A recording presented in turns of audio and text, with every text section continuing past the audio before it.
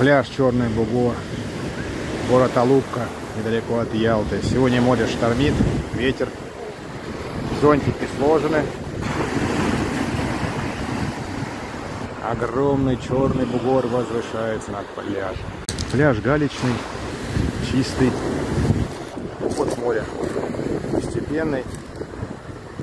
Без каких-то больших камней. Всего одна раздевалка вон там и выход. Вот там он. Еще есть выход здесь.